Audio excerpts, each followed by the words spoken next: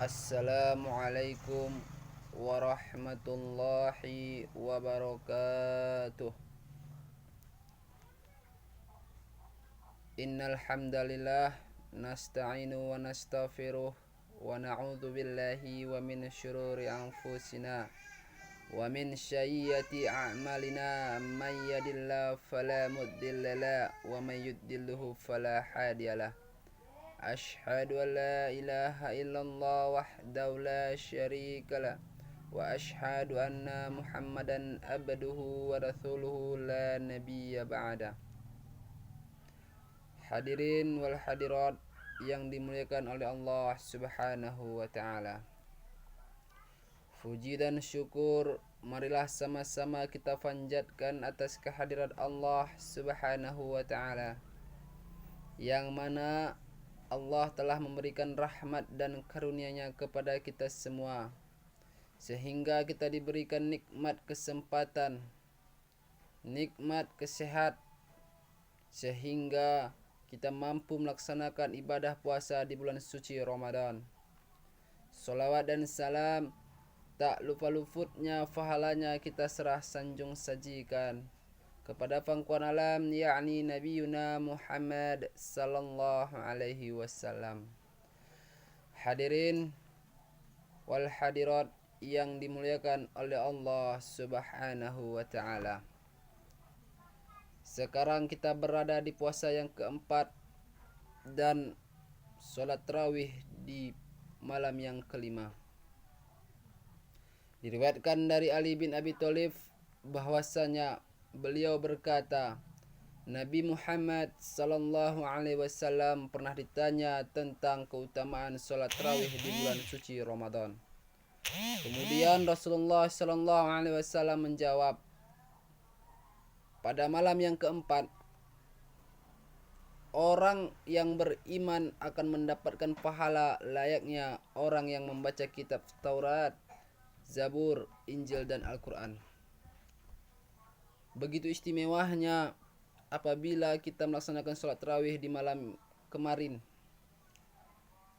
dengan niat lillahi ta'ala, berangkat dari rumah bismillah, niat kita lillahi ta'ala untuk semata-mata niat hanya kepada Allah Subhanahu wa ta'ala. Maka diumpamakan Rasulullah SAW kita mendapatkan pahala seperti orang yang membaca kitab Taurat, Zabur, Injil, dan Al-Quran. Ini fadilah orang yang melaksanakan sholat tarawih di malam keempat, malam kemarin. Dan insya Allah di malam kelima, fadilah yang orang-orang beriman melaksanakan sholat tarawih di malam kelima, yang sebentar lagi yang kita laksanakan sekitar beberapa jam kemudian. Rasulullah SAW mengatakan, pada malam yang kelima Allah Subhanahu wa ta'ala menangguhkan pahala layaknya orang yang sholat di Masjidil Haram, Masjidil Nabawi, dan Masjidil Aqsa. Begitu banyaknya fadilah, begitu banyaknya keutamaan sholat tarawih dari malam yang pertama hingga malam ke-30 nanti. Di malam yang kelima, barang siapa yang melaksanakan sholat tarawih niat lillahi ta'ala karena Allah Subhanahu wa ta'ala untuk melaksanakan sholat tarawih, dari sholat tarawih diawali dari sholat tarawih dan ditutup oleh sholat witir, maka Allah memberi pahala kepada mereka yang melaksanakannya seperti orang yang sholat di Masjidil Haram, di Masjidil Nabawi, dan di Masjidil Aqsa. Oleh sebab itu, saudara-saudaraku semua, marilah kita meningkatkan takwa dan keimanan kita di hadapan Allah Subhanahu wa ta'ala di bulan suci Ramadan ini. Sebagaimana yang sering kita dengar, Allah Subhanahu wa ta'ala berfirman dalam surah Al-Baqarah, A'udzu billahi minasyaitonir rajim. Bismillahirrahmanirrahim.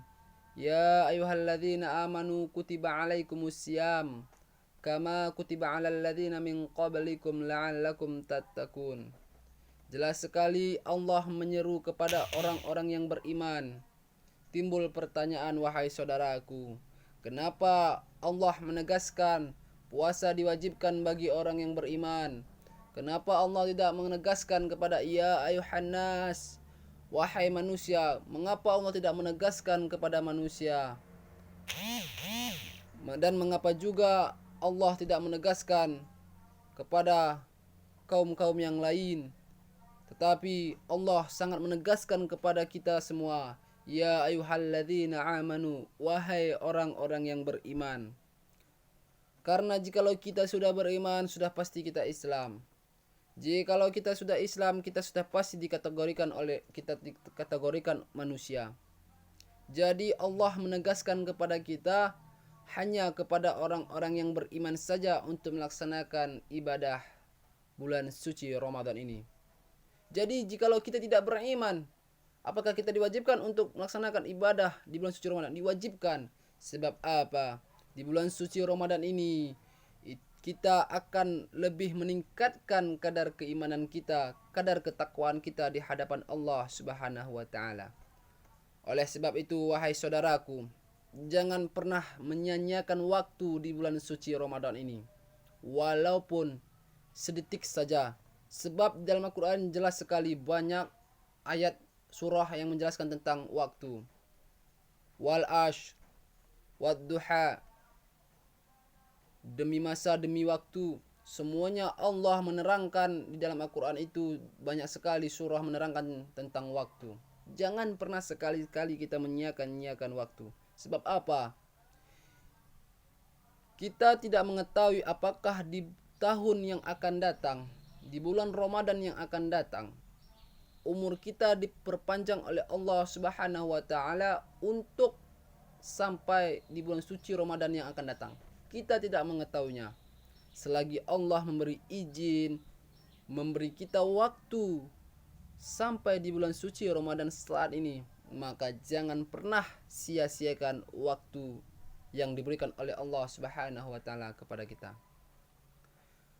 Mungkin hanya inilah yang dapat saya sampaikan. Terima kasih atas perhatian. Mohon maaf apabila ada kata-kata saya yang salah. Akhirul kalam. Assalamualaikum warahmatullahi wabarakatuh.